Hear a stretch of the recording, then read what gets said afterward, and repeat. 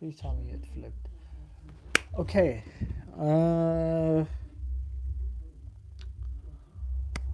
Welcome to my live video, guys. I know you guys will probably watch this later. So, I wanted to tell you guys a story before anything happens to me. The reason that I wanted to do this video, I could have sit down and said, um, I woke up one day and I decided that, my dream was to become a YouTuber. Like in grade 8, I was obsessed with YouTube. No, guys, this video, or actually this live stream per se, is for me to tell you that it's like how I ended up choosing the path to do YouTube. So everything actually started, like for me, everything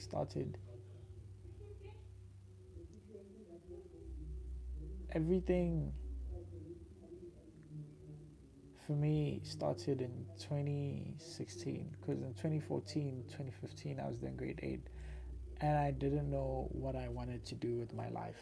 You know, I hear people were talking about their purpose. Some people moving in 10th grade, they're ready to become, um, like they knew what they wanted to do in university, and I didn't have a clue whatsoever.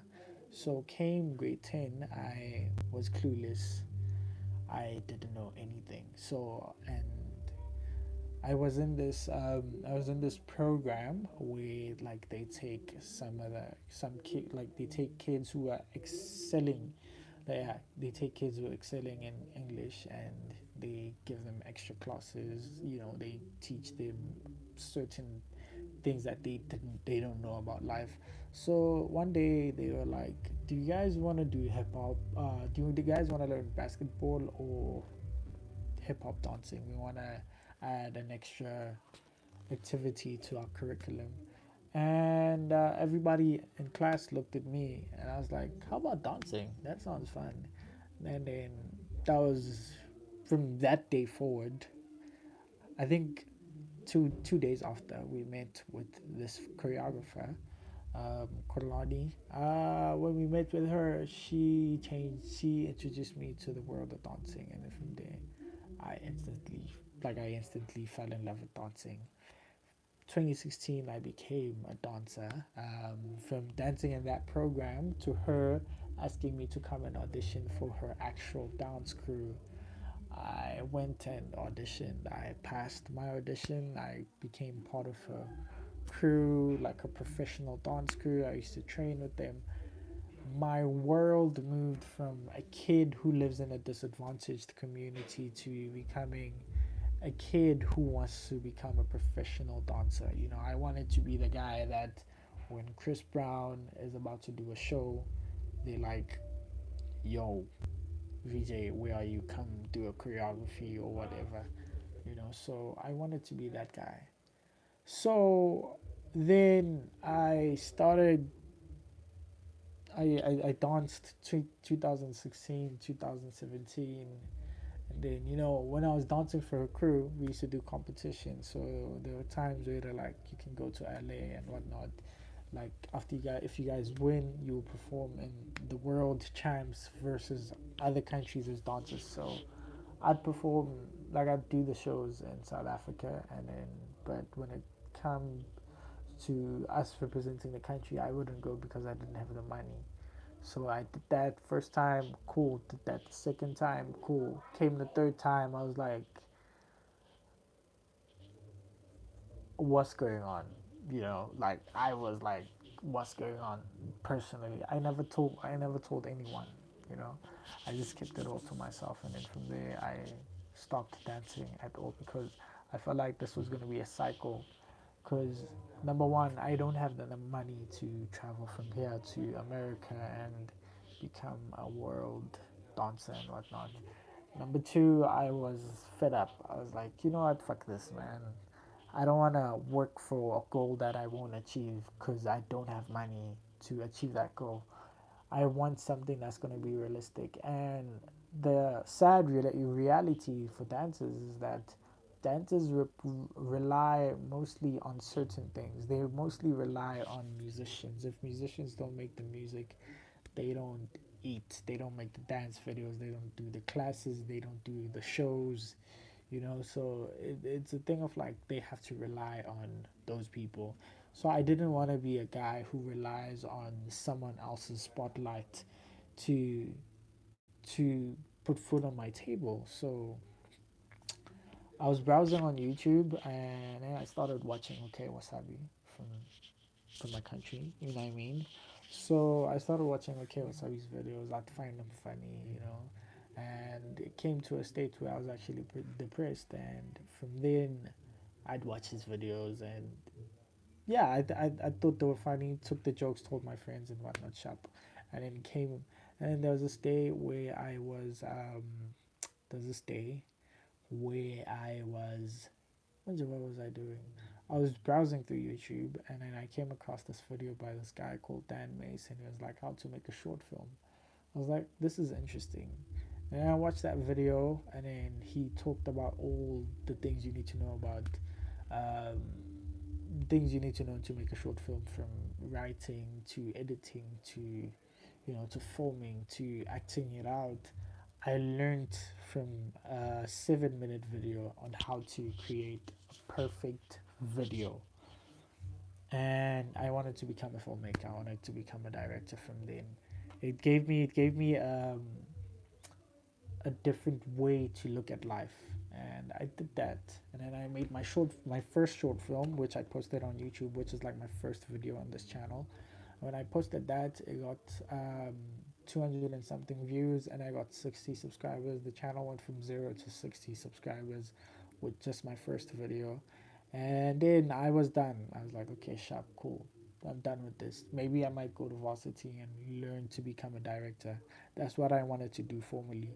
And then my friend said to me, yo, you have subscribers. Why don't you try doing vlogs? I was like, what is vlogging? I didn't, like in 2018, I didn't know what vlogs were until they told me about them. And then I researched what are vlogs, and then I saw all these people, the Logan Pauls, the whatnot.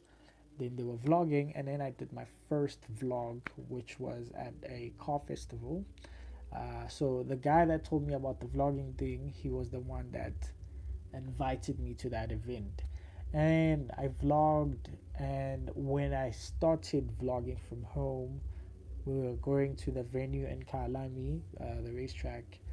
I immediately fell in love with the whole thing about vlogging. Like when I edited the video, after I uploaded the video, I had this aura. Like I felt something coming in me. Like I felt something just holding me, saying, "This is it, boy. This is it." Then I posted the video. Then the video did a little well. It wasn't that bad, and from that moment on, I knew what I wanted to do, you know. But I wasn't really sure if I want to do this YouTube thing. And so when I did it in 2018, I did other videos like Who Taught Me How to Kiss, and like, some typical YouTuber stuff. Then came December. When December came, I finished my matric on that December, like in 2018. I was finishing my matric, so everybody's set to go to university and study and become lawyers and doctors and whatnot. I am there chilling outside my house. I don't know what I'll do. Then I picked up my phone, which I'm using, and I had this little weak ass tripod for phones. And then I started practicing my yo, you know what I'm saying, type of vibes, and posted I don't remember which video was it. That video, people like the Jews, Tangambele, they saw that video, then they reached out to me. They're like, okay, cool, Shab, yo, we see what you're doing. You're good at this thing. And to tell you the truth, guys, I wasn't planning on becoming a YouTuber at that time. 1000%. didn't even care about being a YouTuber or anything like that. And then when we were moving to 2019, we got our results. Matric didn't do so well, and I was like, yeah, what now? And I was like, okay, since I'll be figuring out what I'll be doing with my life, let me do this YouTube thing. Then I did the YouTube thing. Then I started the YouTube videos, and then my videos were starting to be seen by people like Sheldon from Create ZA, and like that was in the beginning of the year. And then when I kept on doing the videos, improving my editing skills, I started falling in love with this thing.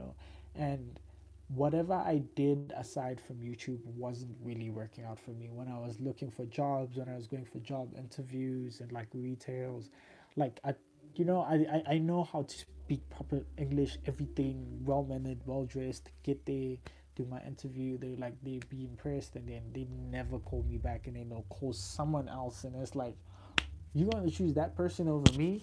And it was a thing of like, when I kept on doing those things, it really got me depressed, because I felt like in life I'm not gonna go anywhere. Whatever I do, I felt rejected. So I came back and did the YouTube videos, and the more I did them, the more they made me feel welcome into a community that accepts me for who I am, because I really felt rejected. And then from there, I became a YouTuber. When I kept on doing more and more of the videos, it got to a point where I literally couldn't stop. After the last job interview I had, I was like, you know what, I'm not gonna look for any job, because they never called me back after like 3 weeks. And from then I was like, I'm done with this thing. I'm just gonna do this YouTube thing and fool around. And when I started doing that, I couldn't, mind you, like when I say I couldn't stop, I didn't stop at all, not for anybody. Like I didn't even stop. And then I kept on doing it and doing it and doing it and doing it and doing it. And these video ideas showed up out of nowhere. And when I say video ideas, I mean original ideas. They all showed up out of nowhere. I did my DMing celebrities, which only to find out I was the first person in South Africa to do that. But my video didn't blow up. It blew up late. I'm the first person to do the DMing celebrities videos in SA, and it only blew up last year. So when I started in 2018, when I was having conversation with other YouTubers, they're like, by now you should have like 1,000 subscribers. In 2019, around before September, I had 300 subscribers. Mind you, I started my channel in August 2019, 2018, and it's September 2019. I started in 2018. It's 2019 September. Every YouTuber I knew, Tato Rampedi, everyone, they're like, within a year you get 1,000 subscribers. It was within a year I was sitting on 300 subscribers, guys. Within a year, yo, what's up, man? Within a year, I was sitting on 1,000 subscribers, guys. I was really depressed. I was like, what's going on? But I guess I chose not to let that thing push me away from my purpose. Don't give up, man. Don't give up to get your 1,000 subscribers. I'll give you a shout out on my community tab. So when when I saw that I was struggling, the year was starting to end, and then I created my series. Um, 20 before 20, I did my series, and people loved it. And you know what I mean. Yo, don't worry, dude. I got you. I got you. I got you. I'll give you the shout out. So people saw the videos and saw that series, and people were now starting to take notice of who's VJHD. And then after that, I think things didn't really change, because when we reached the end of the year that year, okay, before wait, before the end of that year, after I dropped my series 20 before 20 in 2019, TikTok reached out to me. Like TikTok, the platform, it was still new in South Africa, so they reached out to me through my YouTube videos. I got invited to a meeting. It was a whole board meeting. Then they asked me to do a profile, and I created a profile in front of business people, which was really strange for me. And I thought things were coming together. And came 2020, did my TikTok, no followers, nothing, 10 followers. I was even scared that the people in TikTok were never gonna take me seriously. And then YouTube wise, I was at 500 subscribers in 2019 December. Came 2020, I wasn't as motivated as I was before to make videos. I was now at that point, I was at that low point where I was like, oh man, it's my second year on YouTube and I still haven't gotten to 1,000 subscribers. And I think around June, July, um, this other girl, Alyssa, who used to who watched my videos, she reached out to me. She's like, "Yo, I used to watch you before I started making YouTube videos." And that time she's sitting on 10,000 subscribers. So she reached out to me and told me that she's gonna help me get to my first 1,000 subscribers. I was like, "Really? Why?" She's like, "Because you're really good at this thing, you know." And she helped me, and um, I got to my first 1,000 subscribers around July, July last year. And I gotta be quite honest with you guys. I didn't know what was happening when I got to my first 1,000. I didn't know what to do, because first of all, I have this person that's hyping me up, and she already has a name in um, the South African YouTube industry. She's seen by people in the YouTube Black, so she's pushing my content and all of that. And I'm like, okay, cool. Everything is fine. I get the 1,000 subscribers in my second year of YouTube. And one of my old videos, the video that in which I was the first person to make it in this country, sort of almost blew up. It got to 70,000 views right here on YouTube, and I got to 3,000 subscribers through that video. And I was like, okay, now I'm making all of these videos, guys. Now I'm making, and now I thought everything was now starting to come into place. I'm really doing this YouTube thing, even though it wasn't really part of my plan, but I felt like it was God's plan because I had all these great video ideas, and so when everything was starting to fall into place, I don't know what happened. Everything fell apart before the year ended. No, no, no.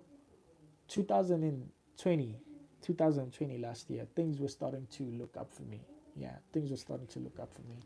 And then earlier on this year, I dropped my first video, which was Addicted to Bathing Naked. That video didn't do well on YouTube, and then I promoted it on Twitter, and people on Twitter, they actually liked it, and then they watched it here. Then after that video, everything went south. From Instagram, I lost followers. I lost followers on Twitter. My Twitter account that was on, I think it was 8,000 followers, it got hacked. I started my new page. The videos that I post now, they get 50 views, 30 views. And, as a person that's now doing YouTube full time, I started in 2019 to do it full time. It's 2021. It's my third year on YouTube. My channel is about to hit 3. It's really discouraging, but I don't think this is the end for me because I didn't choose to do YouTube videos. The YouTube thing came to me, and I think it's gonna work out. I'm praying that it works out because I have a lot riding on this, you know. I want this more than anything in the world, man. I want this more than anything, man. Y'all, you guys don't understand, man. Like, I want this more than anything because I didn't call it, it called me, and only to find out that the experiences that I went through from the dancing and, you know, doing the filmmaking, it all brought me to this world of YouTube. And which surprisingly I'm very good at. I want this, man. I want this thing because I fell in love with this thing. And I think it's gonna work out eventually. You know, it's all in due time. In my third year, I have 100 and something videos uploaded on YouTube. I have 3,809 subscribers, and I get 100 and something view per average, and it's gonna work out. Like I said in the title of this live, I didn't plan to become a YouTuber. YouTube chose me, and since it did, I am going to make this work no matter what. And to the guy that keeps on commenting, yeah, my brother, please comment on one of my other videos so I can see it and give you the shout out like I promised on my community tab. Hopefully, people will subscribe. You know what I mean? So, I guess my story is far from over, man. And one thing I learned today was that patience is key, and it plays a huge role in someone actually becoming successful. I look up to people like Marcus Brownlee, Casey Neistat, Mr. Beast. You know, those are the people that I actually watch. KSI, and those are people that took about 5 to 10 years to actually make it on YouTube. I'm in my third year. I'm on 3,000 subscribers, and the people that I started with were all in our third year. Some are in their fourth year, and they're sitting on 20,000, 80,000 subscribers. And sometimes I ask myself, what am I doing wrong? But I don't think I'm doing anything wrong. I'm doing everything right. You know what I mean?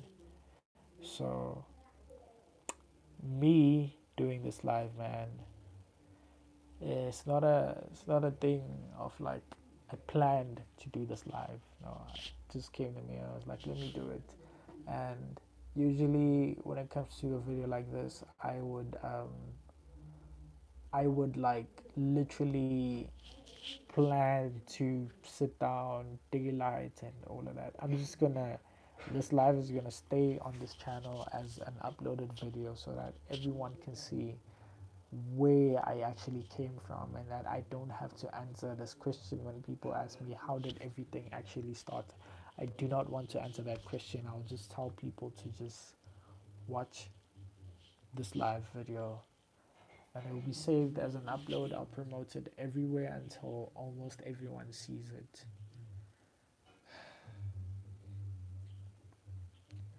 Uh, yeah, man. Thank you guys. Yeah, shout out to my boy Sia. You know what I mean? So I'm gonna do it, man. I'm gonna leave it here for the people that missed it to learn about me and where I come from as a person that ended up doing YouTube. Not because I ever wanted to become a YouTuber. I did it because it 1000% chose me, and I believe that I make content that will never be seen done by anyone else but me. So yeah, guys, this is my life. Has been your boy towards C, aka VJHD.